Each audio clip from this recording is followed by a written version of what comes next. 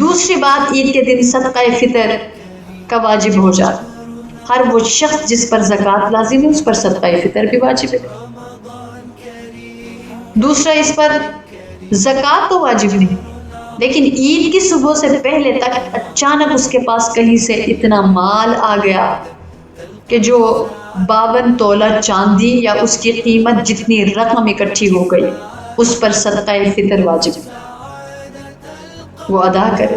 یا گھر میں ایسی چیز جو ضرورت استعمال سے زائد ہے، جیسے کوئی لیپ ٹاپ اور اس طرح کی چیزیں، جو استعمال کی چیزیں ہیں، ضرورت کی چیزیں ہیں، وہ نہیں۔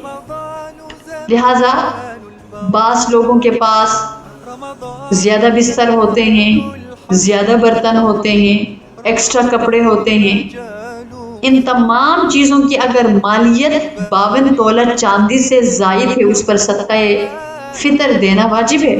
بلکہ حدیث پاک میں واضح الفاظ ہے کہ امیر بھی دے، غریب بھی دے، بڑا بھی دے، چھوٹا بھی دے، آزاد بھی دے، غلام بھی دے، صدقہ فطر۔ پوچھا گیا اللہ کے رسول صلی اللہ علیہ وسلم کیسے فرمایا غلاموں کی طرف سے جو ان کا، یعنی یہ کس طرح سے ہے کہ غلام جو ہے وہ تو مالک کا غلام ہوتا ہے، اس کے پاس تو کچھ بھی نہیں ہوتا، غلام کے اوپر مالک کی ملکیت۔ تو فرمایا کہ اس کی طرف سے اس کا مالک دے، وہ صدقہ فطر ادا کرے۔ جن کے پاس جن لوگوں کے پاس ان کے غلام کھانا کھاتے، دن رات رہتے، ان کی طرف سے ادا کرے۔ اسی طرح چھوٹے کم عمر بچوں کی طرف سے ان کے والدین، ان کے والد ادا کرے۔